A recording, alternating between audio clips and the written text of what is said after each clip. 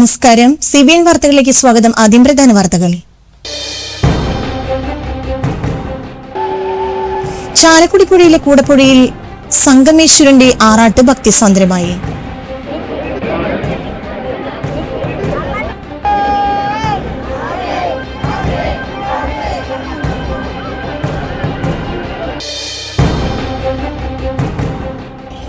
ചാലക്കുടിയിൽ LDF seat നൽകിയ രീതി ഊഹാഭോഗങ്ങൾക്ക് ഇടയാക്കിയതായി RJD.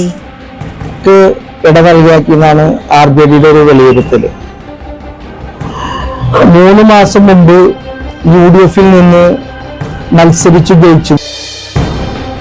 The institution of homeopaths കേരളയുടെ 39ാമത് വാർഷിക സമ്മേളനവും 108ാമത് സംസ്ഥാന ശാസ്ത്ര സെമിനാറും സെസ്റ്റ് 2026 എന്ന പേരിൽ മെയ് 9, 10 ശനി ഞായർ ദിവസങ്ങളിൽ ചാലക്കുടി രാജീവ് ഗാന്ധി ടൗൺ ഹാൾ ഓഡിറ്റോറിയത്തിൽ നടക്കും.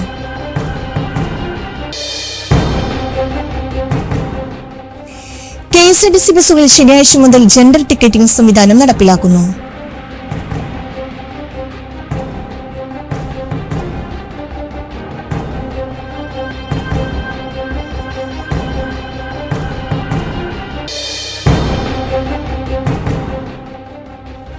ദേശീയപാതയിൽ ചാലക്കുടി പുഴയ്ക്ക് കുറുകെ തൃശൂർ ഭാഗത്തേക്ക് വാഹനങ്ങൾ പോകുന്ന പാലം വീണ്ടും അടച്ചിടും.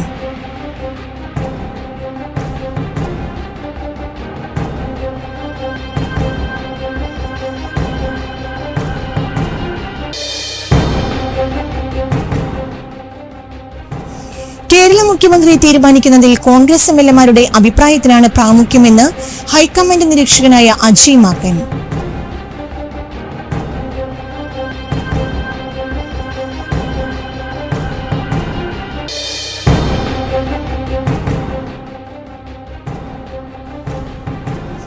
മുഖ്യമന്ത്രി തീരുമാനിക്കാൻ കോൺഗ്രസ് MLA-മാരുമായി ഹൈക്കമാൻഡ് നിരീക്ഷകർ നടത്തിയ കൂടിക്കാഴ്ചയുടെ വിവരങ്ങൾ പുറത്ത്.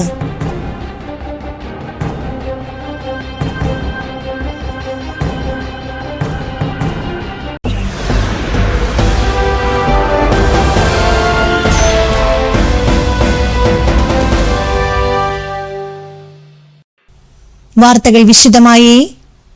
ചാലക്കുടി പുഴയിലെ കൂടപ്പുഴയിൽ സംഗമേശ്വരന്റെ ആറാട്ട് ഭക്തിസാന്ദ്രമായി. ഇരിയാലക്കുടയിൽ നിന്നും രാവിലെ കാൽനടയായി പുറപ്പെട്ട ആറാട്ടിനായി ഭഗവാന്റെ തിടംപേറ്റിയ ഗജവീരനും കൂട്ടാനകളും പരിവാരങ്ങളും ഉച്ചയ്ക്ക് 2ഓടെയാണ് പ്രശസ്തമായ ആറാട്ടുകടവിൽ എത്തിയത്. കടവിൽ പ്രത്യേകം തയ്യാറാക്കിയ പന്തലിൽ പൂജകൾ നടന്നു. തുടർന്നായിരുന്നു ആറാട്ട്. പൂജകൾക്ക് ശേഷം ഭഗവത് ചൈതന്യം ആവാഹിച്ച തിടമ്പ് പുഴയിൽ ആറാടിയതോടെ 100 കണക്കിന് ഭക്തരും ആറാട്ട് മുങ്ങി. തുടർന്ന് ദേവസ്വത്തിന്റെ പഴയകാല ഊട്ടുപുരയിൽ ആറാട്ട് കഞ്ഞി വിതരണം നടന്നു. കൂടപ്പുഴ NSS കരയോഗത്തിന്റെ നേതൃത്വത്തിലായിരുന്നു കഞ്ഞി വിതരണം. 10,000-ഓളം ഭക്തർക്ക് കഞ്ഞി നൽകി. മുതിരപ്പുഴുക്ക്, മാമ്പഴക്കാളൻ, ചെത്തുമാങ്ങ, പപ്പടം എന്നിവ അടങ്ങിയതായിരുന്നു ആറാട്ട് കഞ്ഞി.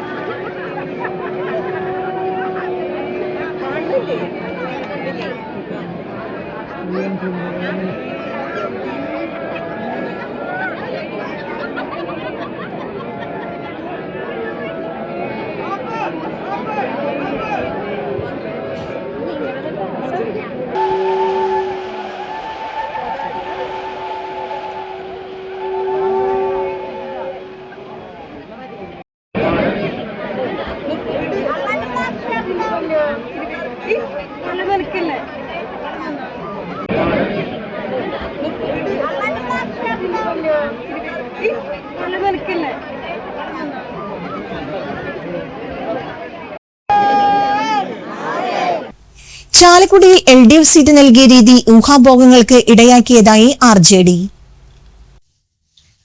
3 മാസം മുമ്പ് UDF മുന്നണിയിൽ മത്സരിച്ച് ജയിച്ചയാളെ പ്രാധാന്യമുള്ള നിയമസഭാ സീറ്റ് നൽകുക വഴി ചാലക്കുടിയിൽ ജനങ്ങൾക്കിടയിൽ സീറ്റ് നൽകിയത് സംബന്ധിച്ച് ഊഹാപോഹങ്ങൾ പ്രചരിച്ചത് LDF സ്ഥാനാർത്ഥിയുടെ കനത്ത തോൽവിക്ക് കാരണമായെന്ന് RJD നിയോജക മണ്ഡലം കമ്മിറ്റി അഭിപ്രായപ്പെട്ടു. മുന്നണി മാറ്റവും രാഷ്ട്രീയ മാറ്റവുമൊക്കെ ഉണ്ടാകാറുണ്ടെങ്കിലും ഈ കാര്യത്തിൽ യാതൊരു രാഷ്ട്രീയ കാരണങ്ങളും ചാലക്കുടിയിൽ ഉണ്ടാകാത്തതും പരാജയത്തിന് ആക്കം കൂട്ടി. കേരള കോൺഗ്രസിന് മത്സരിക്കുവാൻ ഉചിതമായ ആളില്ലെങ്കിൽ ചാലക്കുടി സീറ്റ് അവർക്ക് നൽകുവാൻ പാടില്ലായിരുന്നു.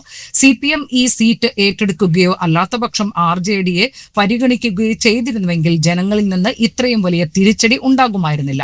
ഏതാനും മാസം മുമ്പ് നടന്ന മുനിസിപ്പൽ തെരഞ്ഞെടുപ്പിൽ പണം നൽകി വോട്ട് വാങ്ങിച്ചു എന്ന LDF നേതാക്കളുടെ അന്ന് നടത്തിയ പത്രസമ്മേളനം സോഷ്യൽ മീഡിയയിൽ UDF വലിയ പ്രചരണം നടത്തിയത് മുന്നണിക്ക് ന്യായീകരിക്കുവാൻ കഴിയാത്ത വിധം പ്രതിസന്ധിയിലാക്കി. നിയമസഭാ തെരഞ്ഞെടുപ്പ് LDF സ്ഥാനാർത്ഥി മികച്ച പൊതുപ്രവർത്തകനാണെങ്കിലും സ്ഥാനാർത്ഥിയുടെ പ്രവേശനവും മുന്നണി മാറ്റവും സീറ്റ് തരപ്പെടുത്തുന്നതിനുള്ള മറുകണ്ട ചാട്ടമായി വ്യാഖ്യാനിക്കപ്പെട്ടു. CPM സ്ഥാനാർത്ഥി മത്സരിച്ചപ്പോൾ 1,00,000-ലധികം വോട്ടുകൾക്ക് BD ദേവസി വിജയിച്ചു. UDFന് അനുകൂലമായി കുത്തൊഴുക്കുണ്ടായ കഴിഞ്ഞ പാർലമെന്റ് തെരഞ്ഞെടുപ്പിൽ പോലും 5,000-ഓളം വോട്ടുകൾക്ക് മാത്രമേ LDF സ്ഥാനാർത്ഥി പുറകിൽ പോയിട്ടുള്ളൂ. ചാലക്കുടിയിൽ ഇപ്പോഴും LDFന് ജനകീയ അടിത്തറയുണ്ട്. അത് നഷ്ടപ്പെടാതിരിക്കുവാൻ മുന്നണിയിൽ അസംബ്ലി പ്രാതിനിധ്യമുള്ള മൂന്നാം കക്ഷിയെന്ന നിലയിൽ ഇടതുപക്ഷ ആശയങ്ങൾക്ക് കരുത്ത് നൽകിക്കൊണ്ട് ശക്തമായി തിരുത്തൽ ശക്തിയായി പ്രവർത്തിക്കും. സമാന ചിന്താഗതിയുള്ള പൊതു രാഷ്ട്രീയ പ്രവർത്തകരെ RJDയിലേക്ക് സ്വാഗതം ചെയ്യുന്നു. യോഗത്തിൽ നിയോജകമണ്ഡലം പ്രസിഡന്റ് പോൾ പുല്ലൻ അധ്യക്ഷത വഹിച്ചു.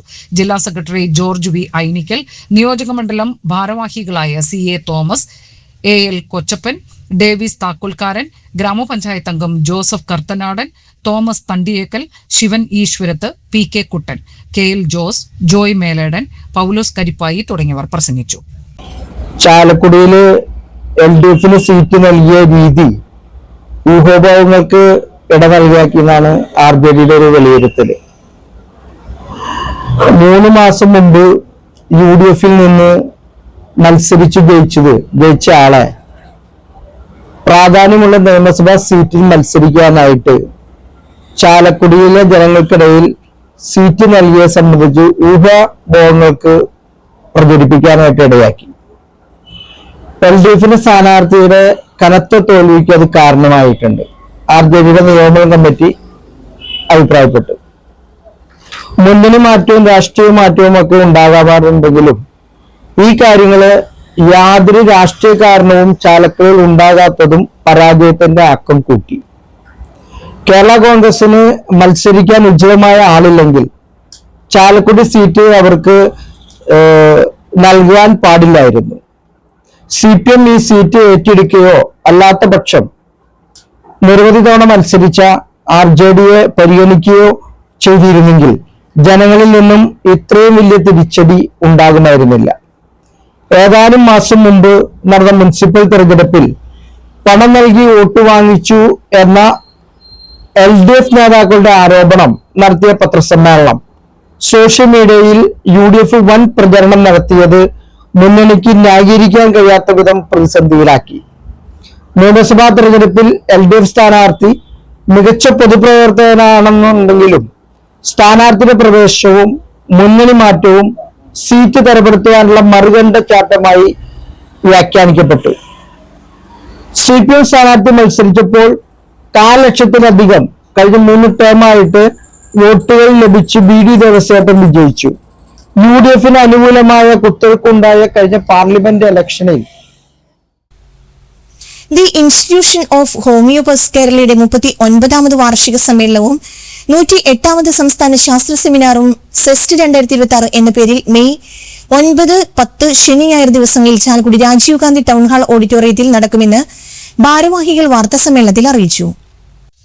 9-ാം തീയതി ശനിയാഴ്ച നടക്കുന്ന വാർഷിക സമ്മേളനം ചാലക്കുടി മുനിസിപ്പൽ ചെയർപേഴ്സൺ ആലി ഷിബു ഉദ്ഘാടനം ചെയ്യും. നഗരസഭാ അംഗം VJ ജോജി മുഖ്യാതിഥിയായിരിക്കും. 10-ാം തീയതി നടക്കുന്ന സംസ്ഥാന ശാസ്ത്ര സെമിനാർ ബെന്നി ബെഹനാൻ MP ഉദ്ഘാടനം ചെയ്യും. IHK സംസ്ഥാന പ്രസിഡന്റ് ഡോക്ടർ കൊച്ചുറാണി വർഗീസ് അധ്യക്ഷത വഹിക്കും. സനീഷ് കുമാർ ജോസഫ് MLA മുഖ്യാതിഥിയായിരിക്കും. സെസ്റ്റ് 2026 ശാസ്ത്ര സെമിനാറിൽ ഡോക്ടർ ജിതേഷ് ഹോമിയോപ്പതി ചികിത്സാ രീതിയിലെ വിദഗ്ധ ചികിത്സാ മാർഗനിർദ്ദേശങ്ങൾ സംബന്ധമായ വിഷയത്തിൽ ശാസ്ത്ര ശാസ്ത്ര സെമിനാറിലെ ആദ്യ സെഷൻ നേതൃത്വം നൽകും. Doctor N Ramaswamy Sharma thyroid രോഗങ്ങളിലെ ഹോമിയോപ്പതി സാധ്യതകളെക്കുറിച്ചുള്ള രണ്ടാം സെഷൻ അവതരിപ്പിക്കും. General secretary doctor Muhammad Aslam M സ്വാഗതം ആശംസിക്കുന്ന ചടങ്ങിൽ ട്രഷറർ ഡോക്ടർ ഹരി വിശ്വജിത്ത് നന്ദി അറിയിക്കും. മികച്ച ഹോമിയോപ്പതി ഡോക്ടർക്കുള്ള ഡോക്ടർ എൻ കെ ജയറാം അവാർഡിനർഹനായ doctor K N Santhosh Kumar, IHK media അവാർഡിനർഹരായ Kerala Kaumudi unit chief Prabhu Warrier, YouTuber doctor Rajesh Kumar തുടങ്ങിയവർക്കും വിവിധ സംസ്ഥാന പുരസ്കാര ജേതാക്കൾക്കും ലോക ഹോമിയോപ്പതി ദിന മത്സര വിജയികൾക്കും ചടങ്ങിൽ പുരസ്കാരങ്ങൾ കൈമാറും. സംസ്ഥാനത്തിന്റെ വിവിധ ഭാഗങ്ങളിൽ നിന്ന് പ്രതിനിധികൾ സംസ്ഥാന ശാസ്ത്ര സെമിനാറിൽ പങ്കെടുക്കും. വാർത്താ സമ്മേളനത്തിൽ സംസ്ഥാന പ്രസിഡന്റ് ഡോക്ടർ കൊച്ചുറാണി വർഗീസ്, സംസ്ഥാന ട്രഷറർ ഡോക്ടർ ഹരി വിശ്വജിത്ത്, സംസ്ഥാന എക്സിക്യൂട്ടീവ് അംഗം doctor MR Mridul, seminar organising committee chairman doctor TL Sunil Kumar, convener doctor Sareen, doctor KP Santhosh Kumar, doctor MI Jose എന്നിവർ പങ്കെടുത്തു. കേരള എന്ന സംഘടനയുടെ 39th ആനുവൽ കൺവെൻഷനും 108 സയന്റിഫിക് സെമിനാറും ഈ മെയ് 9-10 തീയതികളിൽ ചാലക്കുടി ടൗൺ ഹാളിൽ വെച്ച് നടക്കുകയാണ്. അതിന്റെ കാര്യങ്ങൾ പറയാനാണ് ഞങ്ങളിവിടെ എത്തിയിരിക്കുന്നത്. അപ്പോൾ നമ്മുടെ സംഘടനയുടെ IHK എന്നാണ് പറയുന്നത്, ഇൻസ്റ്റിറ്റ്യൂഷൻ ഓഫ് ഹോമിയോപ്പതി കേരള അഥവാ IHK സംഘടനയുടെ സംസ്ഥാന പ്രസിഡന്റാണ് ഡോക്ടർ കൊച്ചുറാണി. ഞങ്ങളുടെ പുതിയ കാര്യങ്ങളെപ്പറ്റി ഡോക്ടർ സൂചിപ്പിച്ച പോലെ IHK എന്ന സംഘടന, ഇൻസ്റ്റിറ്റ്യൂഷൻ ഓഫ് ഹോമിയോപ്പതി കേരള എന്ന സംഘടന കേരളത്തിലെ തന്നെ അല്ല, ഇന്ത്യയിലെ തന്നെ ഏറ്റവും വലിയ സംഘടനയാണ്. 39 വർഷങ്ങൾ പൂർത്തിയാകുകയാണ് സംഘടന തുടങ്ങിയിട്ട്. അടുത്ത വർഷം റൂബി ജൂബിലി 40ാം വാർഷികം ആഘോഷിക്കാനുള്ള തുടക്കവും കൂടിയാണ് ഈ സെമിനാറിനോടനുബന്ധിച്ച് നടത്തുന്നത്. നാളെ മറ്റന്നാളുമായിട്ട് ആനുവൽ സെമിനാറും അതിനോടൊപ്പം തന്നെ 2026-27 വർഷങ്ങളിലേക്കുള്ള സംഘടനാ ഭാരവാഹികളുടെ തെരഞ്ഞെടുപ്പും കൂടിയാണ് നടക്കുന്നത്. 2 ദിവസത്തെ പ്രോഗ്രാമുകളിലും ഇവിടുത്തെ മുനിസിപ്പൽ ചെയർപേഴ്സണും ആലിസ് ഷിബു മാഡവും അതുപോലെ തന്നെ ജോജി സാറും നാളത്തെ മീറ്റിങ്ങിൽ പങ്കെടുക്കും ചീഫ് ഗസ്റ്റായിട്ട്. ഞായറാഴ്ചത്തെ പ്രോഗ്രാമിൽ ബെന്നി വേനാൻ സാറും നിയുക്ത MLA സനീഷ് കുമാറും പങ്കെടുക്കുമെന്നാണ് അറിയിച്ചിട്ടുള്ളത്. സാഹചര്യം ഇങ്ങനെ നമുക്കറിയില്ല ഇപ്പോഴത്തെ അവസ്ഥയിൽ, എന്നാലും അങ്ങനെ അതാണ്. അതൊരു 700ഓളം ഡോക്ടർമാർ പങ്കെടുക്കുന്ന വാർഷിക പ്രോഗ്രാമാണ്. സെമിനാറിൻ്റെ ദിവസം 2 പ്രഗത്ഭരായ സ്പീക്കേഴ്സാണ് നമുക്കുള്ളത്. ഒരു doctor NR Sharma, Chottanikkara Padiyar homeo കോളേജിൽ റിട്ടയർഡ് പ്രൊഫസറാണ്. നമുക്ക് എല്ലാവർക്കും അറിയാം, ഇത് മാക്സിമം നമ്മൾ കാണുന്ന ഒരു അസുഖം എന്ന് പറഞ്ഞാൽ തൈറോയ്ഡ് ഗ്രന്ഥിയായിട്ട് ബന്ധപ്പെട്ട അസുഖങ്ങളാണ്. മിക്കവർക്കും ഹൈപ്പോതൈറോയിഡ്സം അല്ലെങ്കിൽ ഹൈപ്പോതൈറോയിഡ്സം ആണ്. ജീവിതകാലം ഫുള്ള് മരുന്ന് കഴിക്കേണ്ട ഒരു അവസ്ഥയും വരുന്നുണ്ട്. പക്ഷേ നമ്മൾ ഹോമിയോപ്പതിയിലൂടെ തുടക്കത്തിലെ നമ്മുടെ കൂടെ നമ്മൾ കഴിഞ്ഞ ഏപ്രിൽ 10-ാം തീയതി ലോക വേൾഡ് ഹോമിയോപ്പതി ഡേ ആയിരുന്നു. അതുമായി ബന്ധപ്പെട്ട് ഒരു വാരാഘോഷം നടത്തിയിട്ട് അതുമായിട്ട് കുറേ കോമ്പറ്റീഷൻസ് നടത്തിയിരുന്നു. കേരളത്തിലുടനീളം ഒരു സമുദ്രം എന്നുള്ള പേരിൽ സൂപ്പർ സ്പെഷ്യാലിറ്റി ക്യാമ്പുകൾ നമ്മൾ നടത്തിയിരുന്നു. അപ്പോൾ അതിൻ്റെയൊക്കെ അവലോകനവും അതിനുള്ള അവാർഡുകളൊക്കെ ദാനങ്ങളും അതൊക്കെ ഈ ഒരു പ്രോഗ്രാമിൻ്റെ ഭാഗമായിട്ട് നടത്തിയിട്ടുണ്ട്. ഹോമിയോപ്പതിയെ സംബന്ധിച്ചിടത്തോളം സൂപ്പർ സ്പെഷ്യാലിറ്റി ഏരിയയിൽ നമ്മളിപ്പോൾ എല്ലാവർക്കും അറിയാം, നമ്മളിപ്പോൾ ഒരു അസുഖം വന്നു കഴിഞ്ഞാൽ KSRTC ബസ്സുകളിൽ ശനിയാഴ്ച മുതൽ ജെൻഡർ ടിക്കറ്റിംഗ് സംവിധാനം നടപ്പിലാക്കുന്നു. ഇലക്ട്രോണിക് ടിക്കറ്റ് മെഷീൻ വഴി ടിക്കറ്റ് വിതരണം ചെയ്യുമ്പോൾ പുരുഷൻ സ്ത്രീ എന്ന് രേഖപ്പെടുത്തുന്നതിനുള്ള സൗകര്യം ശനിയാഴ്ച മുതൽ പ്രാബല്യത്തിൽ വരും.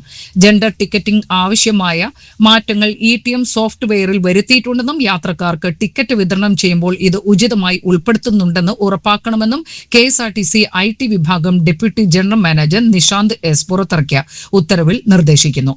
യാത്രക്കാർ പുരുഷനാണോ സ്ത്രീയാണോ എന്ന് ശനിയാഴ്ച മുതൽ കൃത്യമായി രേഖപ്പെടുത്തണം എന്നാണ് അധികൃതർ നിർദ്ദേശം നൽകിയത്.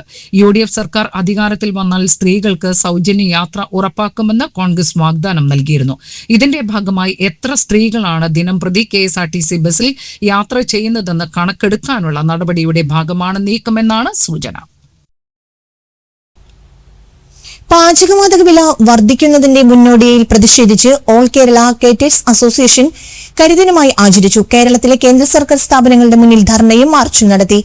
അങ്കമാലി മേഖല പന്തംകുളത്തി പ്രകടനം നടത്തി. അങ്കമാലി മുനിസിപ്പൽ ചെയർപേഴ്സൺ റീത്ത പോൾ ഉദ്ഘാടനം നിർവഹിച്ചു. അങ്കമാലി മേഖല പ്രസിഡന്റ് KP ചെറിയൻ മുഖ്യപ്രഭാഷണം നടത്തി. സെക്രട്ടറി എഡ്വേർഡ് ജോസഫ് കാറ്ററിംഗ് മേഖലയിലെ ഇപ്പോഴത്തെ പ്രതിസന്ധികളെക്കുറിച്ച് സംസാരിച്ചു. മേഖല ട്രഷറർ CB ജോസഫ്, സോജി ജോസഫ് എന്നിവർ പ്രസംഗിച്ചു.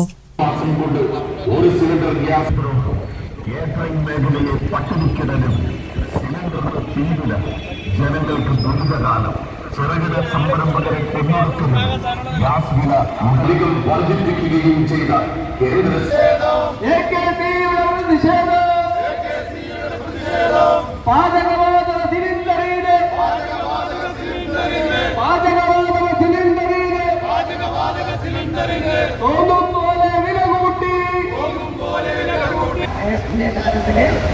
എല്ലാ മേഖലയിലും ഇതേപോലെയുള്ള പന്തക്കൊളുത്തി പ്രകടനം ഇന്ന് നടത്താനായിട്ട് അവർ തീരുമാനിച്ചത്. നമുക്കെല്ലാവർക്കും അറിയാം, ഇത് കാറ്ററിംഗുകാരുടെ മാത്രം വിഷയമല്ല.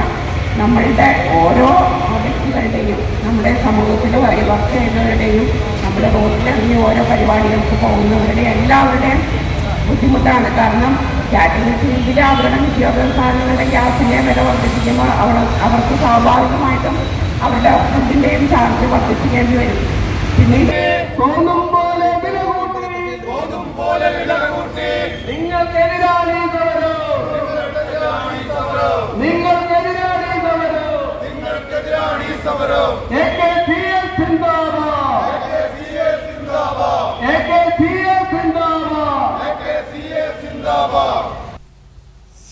പരിയാരം പുതുശ്ശേരി വടാശ്ശേരി കുടുംബസമിതിയുടെ 36ാമത് കുടുംബസംഗമം മെയ് 9 ശനിയാഴ്ച ഇലഞ്ഞിപ്പുറ സെന്റ് ഫ്രാൻസിസ് അസിസി ദേവാലയത്തിൽ നടക്കും. വൈകിട്ട് 4 മണിക്ക് ദിവ്യബലിയോടെ ആരംഭിക്കുന്ന സംഗമം സനീഷ് കുമാർ ജോസഫ് MLA ഉദ്ഘാടനം ചെയ്യും. കോടശ്ശേരി ഗ്രാമപഞ്ചായത്ത് പ്രസിഡന്റ് സുനന്ദ നാരായണൻ മുഖ്യപ്രഭാഷണം നടത്തും. പ്രസിഡന്റ് VK വിൽസൺ അധ്യക്ഷത വഹിക്കും. വിവിധ മേഖലകളിൽ മികച്ച വിജയം നേടിയ കുടുംബാംഗങ്ങളെ ചടങ്ങിൽ ആദരിക്കും. തുടർന്ന് കലാപരിപാടികളും നടക്കും. ദേശീയപാതയിൽ ചാലക്കുടി പുഴയ്ക്ക് കുറുകെ തൃശൂർ ഭാഗത്തേക്ക് വാഹനങ്ങൾ പോകുന്ന പാലം വീണ്ടും അടച്ചിടും. ശനിയാഴ്ച മുതൽ 20 ദിവസത്തേക്കാണ് പാലം അടച്ചിടുന്നത്. ബെയറിംഗുകൾ മാറ്റാനാണ് പാലം അടയ്ക്കുന്നത്. ഈ ദിവസങ്ങളിൽ സമാന്തരമായി കിഴക്കുഭാഗത്തുള്ള പാലത്തിലൂടെയായിരിക്കും ഇരുദിശകളിലേക്കുമുള്ള ഗതാഗതം അനുവദിക്കുക. പാലത്തിന്റെ സ്പാൻ ജാക്കി ലിവർ ഉപയോഗിച്ച് ഉയർത്തിയ ശേഷമാണ് പുതിയ ബെയറിംഗ് ഘടിപ്പിക്കുക. 7 സ്പാനുകളിലായി 42 ബെയറിംഗുകളാണ് മാറ്റുക. ഗുരുവായൂർ ഇൻഫ്രാസ്ട്രക്ചർ പ്രൈവറ്റ് ലിമിറ്റഡിനാണ് അറ്റകുറ്റപ്പണികളുടെ ചുമതല. പാലം അടയ്ക്കുന്നത് വലിയ ഗതാഗത കുരുക്കിന് കാരണമാകുമോ എന്ന ആശങ്കയുമുണ്ട്. കേരള മുഖ്യമന്ത്രി തീരുമാനിക്കുന്നതിൽ കോൺഗ്രസ് MLAമാരുടെ അഭിപ്രായത്തിനാണ് പ്രാമുഖ്യമെന്ന് ഹൈക്കമാൻഡ് നിരീക്ഷകനായ അജയ് മാക്കൻ. എല്ലാവരുമായും സംസാരിച്ചു. MLAമാർ ഓരോരുത്തരുമായി സംസാരിച്ച് അഭിപ്രായങ്ങൾ തേടി. അത് രേഖപ്പെടുത്തി കോൺഗ്രസ് ദേശീയ നേതൃത്വത്തിന് കൈമാറിയിട്ടുണ്ട്. മുഖ്യമന്ത്രിയെ തീരുമാനിക്കാൻ ഹൈക്കമാൻഡിനെ ചുമതലപ്പെടുത്തി നിയമസഭാ കക്ഷി യോഗം പ്രമേയവും പാസാക്കിയിട്ടുണ്ട്. റിപ്പോർട്ട് പരിശോധിച്ച ശേഷം കോൺഗ്രസ് ഹൈക്കമാൻഡ് അന്തിമ തീരുമാനം പ്രഖ്യാപിക്കുമെന്നും അജയ് മാക്കൻ പറഞ്ഞു. മുഖ്യമന്ത്രിയെ നിശ്ചയിക്കുന്നതിൽ ഘടകകക്ഷികൾ നിലപാട് പറഞ്ഞിട്ടുണ്ടല്ലോ എന്ന് മാധ്യമപ്രവർത്തകർ ചൂണ്ടിക്കാണിച്ചപ്പോൾ അവർക്ക് ഇതിലൊരു റോളുമില്ല എന്നായിരുന്നു അജയ് മാക്കന്റെ മറുപടി. അതിനിടെ മുഖ്യമന്ത്രി ചർച്ചകൾക്കായി VD സതീശൻ, രമേശ് ചെന്നിത്തല, സണ്ണി ജോസഫ് എന്നിവരെ ഹൈക്കമാൻഡ് ഡൽഹിയിലേക്ക് വിളിപ്പിച്ചതായി റിപ്പോർട്ടുണ്ട്. ശനിയാഴ്ച നിർണായക ചർച്ചകൾ നടന്നേക്കും. മുഖ്യമന്ത്രി സ്ഥാനം ലഭിക്കാത്ത നേതാക്കളെ അനുനയിപ്പിക്കാൻ ഉപമുഖ്യമന്ത്രി, ആഭ്യന്തരം അടക്കമുള്ള പ്രധാനപ്പെട്ട വകുപ്പുകൾ തുടങ്ങിയവ വാഗ്ദാനം ചെയ്തേക്കാം. മുഖ്യമന്ത്രി സ്ഥാനം അല്ലെങ്കിൽ ഒരു പദവിയിലേക്കുമില്ല എന്ന നിലപാടിൽ VD സതീശൻ ഉറച്ചു നിൽക്കുമോ എന്നും വ്യക്തതയില്ല. വിജയിച്ച കോൺഗ്രസ് MLAമാരിൽ 47 പേരുടെ പിന്തുണയുണ്ട് എന്നാണ് KC വേണുഗോപാൽ പക്ഷം അവകാശപ്പെടുന്നത്. മുസ്ലിം ലീഗ്, കേരള കോൺഗ്രസ് അടക്കമുള്ള ഘടകകക്ഷികൾ VD സതീഷിനെയാണ് പിന്തുണയ്ക്കുന്നത്. മുഖ്യമന്ത്രി തീരുമാനിക്കാൻ കോൺഗ്രസ് MLAമാരുമായി ഹൈക്കമാൻഡ് നിരീക്ഷകർ നടത്തിയ കൂടിക്കാഴ്ചയുടെ വിവരങ്ങൾ പുറത്ത്. ഏതെല്ലാം MLAമാർ ആരെയൊക്കെയാണ് പിന്തുണച്ചതെന്ന വിവരമാണ് പുറത്തുവന്നത്. KPCC president Sunny Joseph AICC general secretary KC വേണുഗോപാലിനെയാണ് പിന്തുണച്ചത്. MLAമാരുമായി കേന്ദ്ര നിരീക്ഷകർ നടത്തിയ കൂടിക്കാഴ്ചയിൽ 63 MLAമാരിൽ 47 പേരാണ് KC വേണുഗോപാലിനെ പിന്തുണച്ചത്. രമേശ് ചെന്നിത്തലയുടെ വിശ്വസ്തനായ IC ബാലകൃഷ്ണൻ മുഖ്യമന്ത്രി സ്ഥാനത്തേക്ക് KC വേണുഗോപാൽ അല്ലെങ്കിൽ രമേശ് ചെന്നിത്തല എന്നാണ് നിർദ്ദേശിച്ചത്. ഇത് ചെന്നിത്തലയ്ക്ക് വലിയ തിരിച്ചടിയായി മാറി. സന്ദീപ് വാര്യർ, സജീവ് ജോസഫ്, TO മോഹൻ, ഉഷ വിജയൻ തുടങ്ങിയവർ വേണുഗോപാലിനെ പിന്തുണച്ചു. മുൻ പ്രതിപക്ഷ നേതാവ് രമേശ് ചെന്നിത്തലയ്ക്ക് 8 MLAമാരുടെ പിന്തുണ ലഭിച്ചപ്പോൾ നിലവിലെ പ്രതിപക്ഷ നേതാവ് VD സതീഷിനെ 6 പേർ പിന്തുണച്ചു. VD സതീഷിനും രമേശ് ചെന്നിത്തലയും നിരീക്ഷകരെ കണ്ട് തങ്ങളുടെ ഭാഗം വിശദീകരിച്ചപ്പോൾ KC വേണുഗോപാൽ കൂടിക്കാഴ്ചയിൽ നിന്ന് വിട്ടുനിന്നിരുന്നു. 63 MLAമാരെ കൂടാതെ കോൺഗ്രസ് MPമാരുമായും മുതിർന്ന പാർട്ടി നേതാക്കളുമായും അവരുടെ താൽപര്യം അറിയുന്നതിനായി അജയ് മാക്കനും മുകുൾ വാസ്നിക്കും കൂടിക്കാഴ്ചകൾ നടത്തിയിരുന്നു. 3 മുൻ KPCC അധ്യക്ഷന്മാർ VD സതീഷിനെ പിന്തുണച്ചപ്പോൾ നിരവധി മുതിർന്ന നേതാക്കൾ KC വേണുഗോപാലിനെ പിന്തുണച്ചു. ന്യൂഡൽഹിയിലേക്ക് മടങ്ങിയ നിരീക്ഷകർ പാർട്ടി അധ്യക്ഷൻ മല്ലികാർജുൻ ഖാർഗെയ്ക്ക് റിപ്പോർട്ട് സമർപ്പിക്കും. ആവശ്യമെങ്കിൽ സണ്ണി ജോസഫിനെയും 3 KPCC വർക്കിംഗ് പ്രസിഡന്റുമാരെയും VD സതീഷിനെയും രമേശ് ചെന്നിത്തലയെയും ഹൈക്കമാൻഡ് ചർച്ചയ്ക്ക് വിളിക്കുമെന്ന് പാർട്ടി വൃത്തങ്ങൾ അറിയിച്ചു. ഈ ആഴ്ച അവസാനം മുഖ്യമന്ത്രിയെ പ്രഖ്യാപിക്കും എന്നാണ് സൂചന. സംസ്ഥാനത്ത് സ്വർണ്ണവിലയിൽ ഇടിവ്. 2 ദിവസത്തിനിടെ 4 തവണ കുതിച്ചു ചാടിയതിനു ശേഷമാണ് നേരിയ ഇടിവ് രേഖപ്പെടുത്തിയത്. ഗ്രാമിന് 30 രൂപ താഴ്ന്ന് 13,995 രൂപയും പവന് 240 രൂപ കുറഞ്ഞ് 1,11,960 രൂപയുമാണ് ഇന്നത്തെ വില. ചൊവ്വാഴ്ചയായിരുന്നു ഈ മാസത്തെ ഏറ്റവും കുറഞ്ഞ വില. അന്ന് പവന് 1,09,400 രൂപയായിരുന്നു. പിന്നീട് ബുധൻ, വ്യാഴം ദിവസങ്ങളിൽ രാവിലെയും ഉച്ചയ്ക്കുമായി 4 തവണ വില കൂടി. 2,800 രൂപയാണ് വർദ്ധിച്ചത്. വ്യാഴാഴ്ച 1,12,200 രൂപ നിരക്കിലായിരുന്നു വിപണി ക്ലോസ് ചെയ്തത്. ഈ മാസത്തെ ഏറ്റവും വലിയ വിലയെന്ന റെക്കോർഡായിരുന്നു ഇത്. ആഗോള വിപണിയിൽ എണ്ണവില കുറഞ്ഞതടക്കമുള്ള വിഷയങ്ങളാണ് സ്വർണ്ണവിലയെ സ്വാധീനിച്ചത്. ഇറാനുമായുള്ള യുദ്ധം അവസാനിപ്പിച്ച സമാധാന കരാർ കൊണ്ടുവരുമെന്ന അമേരിക്കൻ പ്രസിഡന്റ് ഡൊണാൾഡ് ട്രംപിന്റെ വാക്കുകളാണ് എണ്ണവിലയിൽ പ്രതിഫലിച്ചത്. പശ്ചിമേഷ്യയിൽ സംഘർഷം തുടരുന്നത് അടക്കമുള്ള വിഷയങ്ങളാണ് സ്വർണ്ണവിലയിൽ പ്രതിഫലിക്കുന്നത്. ജനുവരി 29 രേഖപ്പെടുത്തിയ 1,31,160 രൂപയാണ് സ്വർണ്ണവിലയിലെ റെക്കോർഡ്. ഡിസംബർ 23 പവൻ വില ആദ്യമായി 1 ലക്ഷം കടന്നത്. സംസ്ഥാനത്ത് മഴ കനക്കുന്നതായി കാലാവസ്ഥാ വകുപ്പ്. മധ്യ തെക്കൻ ജില്ലകളിൽ മഴ ശക്തമാകുമെന്നാണ് അറിയിപ്പ്. 8 ജില്ലകളിൽ യെല്ലോ അലർട്ട് പുറപ്പെടുവിച്ചിട്ടുണ്ട്. തിരുവനന്തപുരം, കൊല്ലം, പത്തനംതിട്ട, ആലപ്പുഴ, കോട്ടയം, എറണാകുളം, ഇടുക്കി, കണ്ണൂർ ജില്ലകളിലാണ് മഴ മുന്നറിയിപ്പുള്ളത്. ഒറ്റപ്പെട്ട ഇടങ്ങളിൽ ഇടിമിന്നലോട് കൂടിയ മഴയ്ക്കും മണിക്കൂറിൽ 40-50 വരെ വേഗതയിൽ ശക്തമായ കാറ്റിനും സാധ്യതയുണ്ടെന്ന് കേന്ദ്ര കാലാവസ്ഥാ വകുപ്പ് അറിയിച്ചു. ചൊവ്വാഴ്ച വരെ ശക്തമായ മഴ തുടരും എന്നാണ് കാലാവസ്ഥാ വകുപ്പ് അറിയിച്ചിട്ടുള്ളത്. ഇടിമിന്നൽ അപകടമുള്ളതിനാൽ ജനങ്ങൾ അതീവ ജാഗ്രത പാലിക്കണമെന്ന് അധികൃതർ നിർദ്ദേശിച്ചു. ശനിയാഴ്ച തിരുവനന്തപുരം, കൊല്ലം, പത്തനംതിട്ട, ആലപ്പുഴ, കോട്ടയം, ഇടുക്കി, എറണാകുളം, തൃശൂർ, കോഴിക്കോട് ജില്ലകളിലും ഞായറാഴ്ച തിരുവനന്തപുരം, കൊല്ലം, പത്തനംതിട്ട, ആലപ്പുഴ, കോട്ടയം, ഇടുക്കി, എറണാകുളം ജില്ലകളിലും യെല്ലോ അലർട്ടുണ്ട്. തിങ്കളാഴ്ച കൊല്ലം, പത്തനംതിട്ട, ആലപ്പുഴ ജില്ലകളിലും ചൊവ്വാഴ്ച എറണാകുളം, തൃശൂർ, മലപ്പുറം, കോഴിക്കോട് ജില്ലകളിലും മഴ മുന്നറിയിപ്പുണ്ട്. ട്രൈബൽ ഡെവലപ്മെന്റ് ഓഫീസ് ചാലക്കുടിയുടെ നിയന്ത്രണത്തിലുള്ള model SN school, pre matric ഹോസ്റ്റലുകൾ എന്നിവിടങ്ങളിൽ 2026-27 അധ്യയന വർഷത്തേക്ക് സ്റ്റുഡന്റ് കൌൺസിലർ തസ്തികയിൽ താൽക്കാലിക കരാർ നിയമനത്തിന് അപേക്ഷ ക്ഷണിച്ചു. 25-45 ഇടയിൽ പ്രായമുള്ള MA psychology, MSW student counselling പരിശീലനം നേടിയവരായിരിക്കണം. MSc സൈക്കോളജി യോഗ്യതയുള്ളവർക്ക് അപേക്ഷിക്കാം. കൌൺസിലിംഗിൽ സർട്ടിഫിക്കറ്റ്, ഡിപ്ലോമ നേടിയവർക്കും സ്റ്റുഡന്റ്സ് കൌൺസിലിംഗ് രംഗത്ത് മുൻപരിചയമുള്ളവർക്കും മുൻഗണന ലഭിക്കുന്നതാണ്. 2 ഒഴിവുകളാണ് ഉള്ളത്. പട്ടികവർഗ വിഭാഗത്തിൽപ്പെട്ട നിശ്ചിത യോഗ്യതയും നൈപുണ്യവും കഴിയുമുള്ള ഉദ്യോഗാർത്ഥികൾക്ക് വെയിറ്റേജ് മാർക്ക് നൽകി മുൻഗണന നൽകും. താൽപര്യമുള്ളവർ ബയോഡാറ്റ, വയസ്സ്, ജാതി, വിദ്യാഭ്യാസ യോഗ്യത, പ്രവൃത്തി പരിചയം എന്നിവ തെളിയിക്കുന്ന സർട്ടിഫിക്കറ്റുകളുടെ പകർപ്പ് സഹിതം മെയ് 25 വൈകുന്നേരം 5 മണിക്ക് മുൻപായി tribal development office mini civil station Chalakudy 680307 എന്ന വിലാസത്തിൽ അപേക്ഷ ലഭ്യമാക്കുക. കൂടുതൽ വിവരങ്ങൾക്ക് ഫോൺ 048029600400 048027061000 എന്നീ നമ്പറുകളിൽ ബന്ധപ്പെടാവുന്നതാണ്. സംസ്ഥാന വിനോദസഞ്ചാര വകുപ്പിന് കീഴിൽ പ്രവർത്തിക്കുന്ന പൂത്തോളിലെ ഫുഡ് ക്രാഫ്റ്റ് ഇൻസ്റ്റിറ്റ്യൂട്ട് വീട്ടമ്മമാർക്കും സ്വയം തൊഴിൽ അന്വേഷിക്കുന്നവർക്കുമായി ഹ്രസ്വകാല പരിശീലന കോഴ്സുകൾ ആരംഭിക്കുന്നു. മെയ് മാസത്തിലാണ് പരിശീലനം നടക്കുക. Bakery and confectionery, cookery, food preservation, curry powder, masala നിർമ്മാണം തുടങ്ങിയ വിഷയങ്ങളിൽ 5 ദിവസം വീതമാണ് ക്ലാസുകൾ സംഘടിപ്പിക്കുന്നത്. കൂടുതൽ വിവരങ്ങൾക്ക് 048723845253 9447610223 എന്നീ നമ്പറുകളിൽ ബന്ധപ്പെടാവുന്നതാണ്. പ്രധാന വാർത്തകൾ ഒരിക്കൽ കൂടി. ചാലക്കുടി പുഴയിലെ കൂടപ്പുഴയിൽ സംഗമേശ്വരന്റെ ആറാട്ട് ഭക്തിസാന്ദ്രമായി.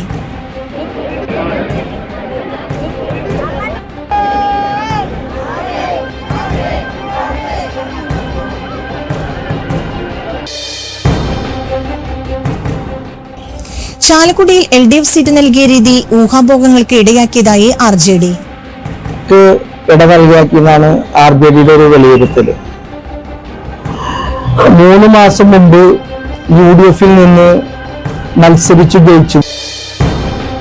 ദി ഇൻസ്റ്റിറ്റ്യൂഷൻ ഓഫ് ഹോമിയോപ്പത്സ് കേരളയുടെ 39ാമത് വാർഷിക സമ്മേളനവും 108ാമത് സംസ്ഥാന ശാസ്ത്ര സെമിനാറും സെസ്റ്റ് 2026 എന്ന പേരിൽ മെയ് 9, 10 ശനി ഞായർ ദിവസങ്ങളിൽ ചാലക്കുടി രാജീവ് ഗാന്ധി ടൗൺ ഹാൾ ഓഡിറ്റോറിയത്തിൽ നടക്കും.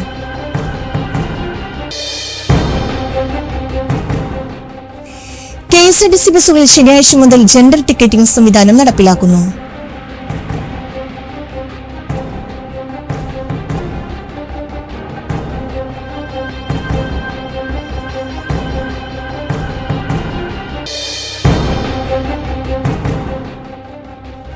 ദേശീയപാതയിൽ ചാലക്കുടി പുഴയ്ക്ക് കുറുകെ തൃശൂർ ഭാഗത്തേക്ക് വാഹനങ്ങൾ പോകുന്ന പാലം വീണ്ടും അടച്ചിടും.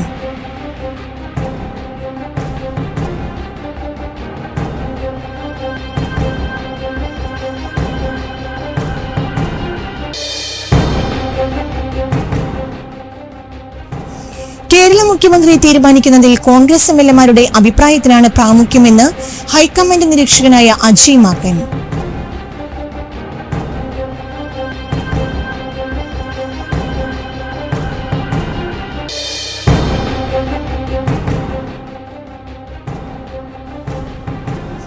മുഖ്യമന്ത്രി തീരുമാനിക്കാൻ കോൺഗ്രസ് MLA-മാരുമായി ഹൈക്കമാൻഡ് നിരീക്ഷകർ നടത്തിയ കൂടിക്കാഴ്ചയുടെ വിവരങ്ങൾ പുറത്ത്.